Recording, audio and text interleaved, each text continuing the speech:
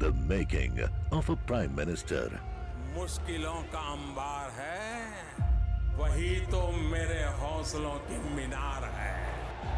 हिंदुस्तान में दो प्रधान, दो निशान नहीं चलेंगे। इतनी ताकत ये पाकिस्तान के खिलाफ लगा दे तो आतंकवाद आगरा हो गया।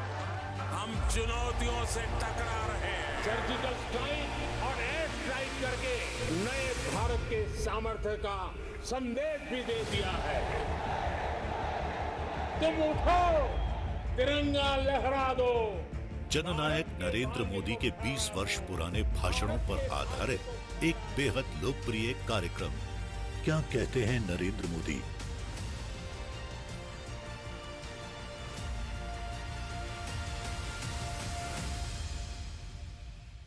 नमस्कार, मैं हूं आपके साथ पूर्णिमा मिश्रा। हमारे खास प्रोग्राम क्या कहते हैं नरेंद्र मोदी में आज आपको सुनवाएंगे पीएम मोदी का वो ऐतिहासिक भाषण जो उन्होंने 9 अगस्त 2017 को लोकसभा में दिया। भारत छोड़ो आंदोलन की 75वीं सालगिरह पर प्रधानमंत्री ने कहा कि 1942 में अभी नहीं तो कभी नहीं का माहौल था। गांधी जी के करेंगे या मरेंगे के नारे ने पूरे देश को जगा दिया और आजादी के दृढ़ निश्चय से 5 साल के अंदर गुलामी की बेड़ियां टूट गई। 1947 में देश आजाद हुआ। एक प्रकार से 1857 से लेकर के 1947 तक आजादी के आंदोलन के अलग अलग पड़ाव आए, अलग अलग पराक्रम हुए, अलग अलग बलिदान हुए, उतार चढ़ाव भी आए, अलग अलग मोड़ पर से आंदोलन गुजरा। लेकिन 47 की आजादी के पहले 42 की घटना एक प्रकार से अंतिम व्यापक आंदोलन था, अंतिम व्यापक जनसंघर्ष था। और उस संघर्ष में आजादी के लिए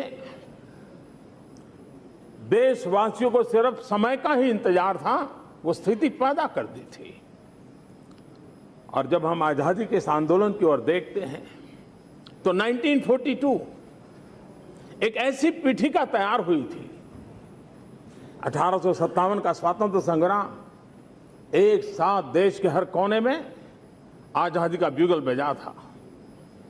और उसके बाद महात्मा गांधी का विदेश से लौटना, लोकमान्य तिलक का पूर्ण स्वराज और स्वराज मेरा जन्मसिद्ध अधिकार है, उस भाव को प्रकट करना, 1930 में महात्मा गांधी की दांडी मार्च, नेताजी सुभाष बोस द्वारा आजाद हिंद फौज की स्थापना, भगत सिंह, सुखदेव, राजगुरु, चंद्रशेखर आजाद, चाफेकर बंधु, अनगिनत अपने अपने समय पर बलिदान देते रहे। ये सारा ने एक पीठिका तैयार की और इस पीठिका का परिणाम था कि 42 ने देश को एक उस छोर पे लाकर रख दिया कि अब नहीं तो कभी नहीं, आज नहीं होगा तो फिर कभी नहीं होगा। ये मिजाज देशवासियों का बन गया था और इसके कारण उस आंदोलन में इस देश का छोटा मोटा हर व्यक्ति जुड़ गया था। कभी लगता था आजादी का आंदोलन एक एलिट क्लास के द्वारा चल रहा है, लेकिन 42 की घटना, देश का कोई कोना ऐसा नहीं था, देश का कोई वर्ग ऐसा नहीं था, देश की कोई सामाजिक अवस्था ऐसी नहीं थी कि जिसने इसे अपना न माना हो और गांधी के शब्दों को लेकर के वो चल पड़े थे। यही तो आंदोलन था। जब अंतिम स्वर में बात आई भारत छोड़ो, और सबसे बड़ी बात है महात्मा गांधी के पूरे आंदोलन में जो भाव कभी प्रकट नहीं हो सकता था, पूरे गांधी के चिंतन, मनन और विचार और आचार को देखें, उससे हटकर के घटना घटी कि इस महापुरुष ने कहा करेंगे या मरेंगे। गांधी के मुंह से करेंगे या मरेंगे शब्द देश के लिए अजूबा था और इसलिए गांधी को भी उस समय कहना पड़ा था। और उन्होंने शब्द कहा था, आज से आप में हर एक को स्वयं को एक स्वतंत्र महिला या पुरुष समझना चाहिए और इस प्रकार काम करना चाहिए मानो आप स्वतंत्र है। मैं पूर्ण स्वतंत्रता से कम किसी भी चीज पर संतुष्ट होने वाला नहीं हूं। हम करेंगे या मरेंगे, ये बापू के शब्द थे। और बापू ने स्पष्ट भी किया था कि मैंने मेरे अहिंसा के मार्ग को छोड़ा नहीं है। लेकिन आज स्थिति ऐसी, और वो समय जन सामान्य का दबाव ऐसा था कि बापू के लिए भी उसका नेतृत्व संभालते हुए उन जन भावनाओं के अनुकूल इन शब्द प्रयोगों को करना हुआ था। मैं समझता हूं कि उस समय समाज के जब सभी वर्ग जुड़ गए, गांव हो, किसान हो, मजदूर हो, टीचर हो, स्टूडेंट हो, हर कोई इस आंदोलन के साथ जुड़ गए और करेंगे या मरेंगे। और बापू तो यहां तक कहते थे कि अंग्रेजों की हिंसा के कारण कोई भी शहीद होता है तो उसके शरीर पर एक पट्टी लिखनी चाहिए, करेंगे या मरेंगे। और वो इस आजादी का आंदोलन का शहीद है। इस प्रकार की ऊंचाई तक इस आंदोलन को बापू ने ले जाने का प्रयास किया था। और उसी का परिणाम था कि भारत गुलामी की जंजीरों से मुक्त हुआ। देश उस मुक्ति के लिए छटपटा रहा था। नेता हो या नागरिक, किसी की इस भावना की तीव्रता में तसु भर भी अंतर नहीं था। और मैं समझता हूं, देश जब उठ खड़ा होता है, सामूहिकता की जब शक्ति पैदा होती है, लक्ष्य निर्धारित होता है और निर्धारित लक्ष्य पर चलने के लिए लोग कृतसंकल्प होकर के चल पड़ते हैं, तो 42 से 47 5 साल के भीतर भीतर बेड़ियां चूर चूर हो जाती हैं और मां भारती आजाद हो जाती है।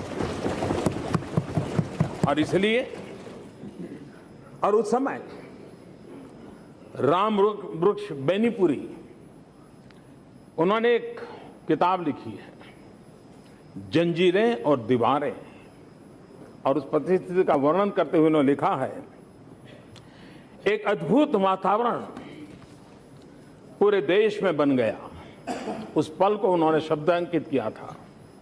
हर व्यक्ति नेता बन गया और देश के प्रत्येक चौराहा करो या मरो आंदोलन का दफ्तर बन गया। देश ने स्वयं को क्रांति के हवन कुंड में झोंक दिया। क्रांति की ज्वाला देश भर में धू धू करके जल रही थी। बंबई ने रास्ता दिखा दिया। आवागमन के सारे साधन ठप हो चुके थे। कचहरियां वीरान हो चली थी। भारत के लोगों की वीरता और ब्रिटिश सरकार की नृशंसता की खबरें सब दूर पहुंच रही थी। जनता ने करो या मरो के गांधीवादी मंत्र को अच्छी तरह दिल में बैठा लिया था। उस समय का ये वर्णन उस किताब में जब पढ़ते तब पता चलता है कि किस प्रकार का माहौल होगा। और एक वो समय था कि ये घटना ने, ये बात सही है कि ब्रिटिश उपनिवेशवाद जो था, इसका आरंभ हिंदुस्तान में हुआ और इस घटना के बाद उसका अंत भी हिंदुस्तान से हुआ था। भारत आजाद होना सिर्फ भारत का आजादी नहीं थी। 1942 के बाद विश्व के जिन जिन भूभाग में, अफ्रीका के, एशिया में इस उपनिवेशवाद के खिलाफ एक ज्वाला भड़की, उसकी प्रेरणा केंद्र भारत बन गया था। इसलिए भारत सिर्फ भारत की आजादी नहीं, एक आजादी की ललक विश्व के कई भागों में फैलाने में भारत के जन सामान्य का संकल्प और कर्तृत्व कारण बन गया था। और कोई भी भारतीय इस बात के लिए गर्व कर सकता है। और उसको हमने देखा कि एक बार भारत आजाद हुआ तो उसके बाद एक के बाद एक उपनिवेशवाद के सारे लोगों के झंडे ढहते गए और आजादी सब दूर पहुंचने लगी। कुछ ही वर्षों में दुनिया के सारे देशों को आजादी प्राप्त हो गई। और ये काम, और ये इससे बताता है कि ये भारत की इच्छा शक्ति का प्रबल इच्छा शक्ति का एक उत्तमोत्तम परिणाम था। हमारे लिए सबक यही है कि जब हम एक बन करके, संकल्प लेकर के, पूरे सामर्थ्य के साथ निर्धारित लक्ष्य को प्राप्त करने के लिए जुट जाते हैं, तो ये देश की ताकत है कि हम देश को संकटों से बाहर निकाल देते हैं, देश को गुलामी की जंजीरों से बाहर निकाल सकते हैं, देश को नए लक्ष्य की प्राप्ति के लिए तैयार कर सकते हैं। ये इतिहास ने बचाया है। और इसलिए उस समय इस पूरे आंदोलन को और पूज्य बापू के व्यक्तित्व को लगते हुए राष्ट्र कवि सोहनलाल द्विवेदी की जो कविता है, बापू का सामर्थ्य क्या है उसको प्रकट करती है। उस कविता में उन्होंने कहा था, चल पड़े जिधर दो डग मग में, चल पड़े कोटि पग उसी और, गड़ गई जिधर भी एक दृष्टि, गड़ गए कोटि दृढ़ उसी और। जिस तरफ गांधी के 2 कदम चले देते थे, उस तरफ अपने आप करोड़ों लोग चल पड़ते थे। जिधर गांधी जी की दृष्टि टिक जाती थी, उधर करोड़ों करोड़ आंखें देखने लग जाती थी। और इसलिए इस महान व्यक्तित्व ने, लेकिन आज जब हम 2017 में हैं, हम इस बात से इनकार नहीं कर सकते कि आज हमारे पास गांधी नहीं है। आज हमारे पास उस समय जो ऊंचाई वाला नेतृत्व था, वो आज हमारे पास नहीं है। लेकिन 125 करोड़ देशवासियों के विश्वास के साथ बैठे हुए हम सब लोग मिलकर के उन सपनों को पूरा करने का प्रयास करें, तो मैं मानता हूं कि गांधी के सपनों को, उस स्वतंत्र सेनानियों को सपनों को पूरा करना मुश्किल काम नहीं। और आज का ये अवसर इसी बात के लिए हमें उस समय भी जो वैश्विक हालत थे 1942 में, भारत की आजादी के लिए बड़े अनुकूल माहौल था। जो भी उस इतिहास से परिचित है उनको मालूम है। मैं समझता हूं आज फिर से एक बार 2017 में, जबकि क्विट इंडिया मूवमेंट के हम 75 साल मना रहे हैं, उस समय विश्व में वो अनुकूलता है जो भारत के लिए बहुत सानुकूल है। और उस अनुकूल व्यवस्था का फायदा हम जितना जल्दी उठा दें, जैसे उस समय विश्व के कई देशों के लिए हम प्रेरणा का कारण बने थे, अगर आज हम मौका ले लें तो आज फिर से एक बार हम विश्व के कई देशों के लिए उपयोगी हो सकते हैं, प्रेरणा का कारण बन सकते हैं। ऐसे मोड़ पर आज हम खड़े हैं। 1942 और 2017, इस दोनों में एक वैश्विक परिवेश में भारत का महात्म्य, भारत के लिए अवसर समान रूप से खड़े हैं। और उस समय हम इस बात को कैसे लें, हम उसको जिम्मेवारी कैसे लें। मैं मानता हूं इतिहास के इन प्रकरणों से, सामर्थ्य से प्रेरणा लेकर के हमारे लिए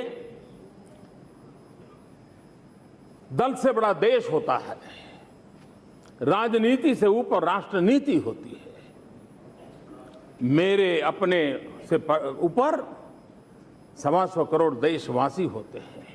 अगर उस भाव को लेकर के हम उठ चलें, हम सब मिलकर के आगे बढ़ें, तो हम इन समस्याओं के खिलाफ सफलतापूर्वक आगे बढ़ सकते हैं। The making of a prime minister. मुश्किलों का अंबार है, वही तो मेरे हौसलों की मीनार है। हिंदुस्तान में 2 प्रधान 2 निशान नहीं चलेंगे। इतनी ताकत ये पाकिस्तान के खिलाफ लगा दे तो आतंकवाद आसान हो गया। हम चुनौतियों से टकरा रहे हैं। सर्जिकल स्ट्राइक और एयर स्ट्राइक करके नए भारत के सामर्थ्य का संदेश भी दे दिया है। तुम उठो, तिरंगा लहरा दो। जननायक नरेंद्र मोदी के 20 वर्ष पुराने भाषणों पर आधारित एक बेहद लोकप्रिय कार्यक्रम क्या कहते हैं नरेंद्र मोदी